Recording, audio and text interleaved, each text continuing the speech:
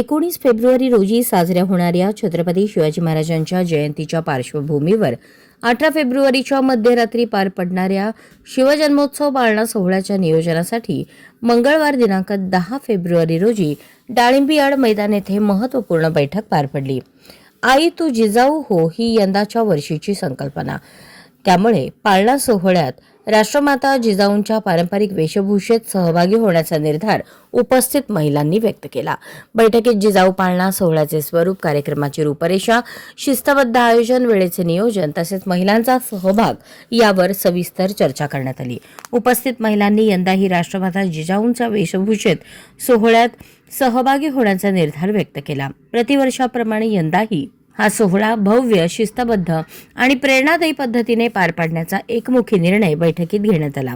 राष्ट्रमाता जिजाऊंनी छत्रपती शिवाजी महाराजांवर घडवलेले संस्कार, त्याग, मातृत्व आणि राष्ट्रनिष्ठा या मूल्यांचे स्मरण व्हावे या उद्देशाने हा पाळणा सोहळा साजरा केला जातो. या कार्यक्रमातून महिलांमध्ये सामाजिक भान, राष्ट्रप्रेम आणि सांस्कृतिक जाणीव अधिक दृढ होत असल्याचे मत चंद्रिका चव्हाण, शोभा मोरे, नलिनी जगताप, सुधा अळीमोरे, प्राध्यापिका ज्योती वाघमारे यांनी व्यक्त केले.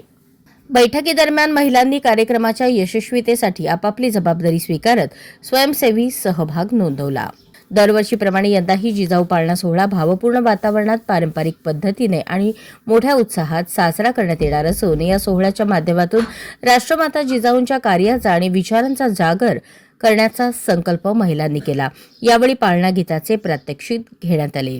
बैठकीचे प्रास्ताविक कार्याध्यक्ष उत्तरा बर्डे यांनी केले तर प्रास्ताविक चारुशीला जगदाळे यांनी केले.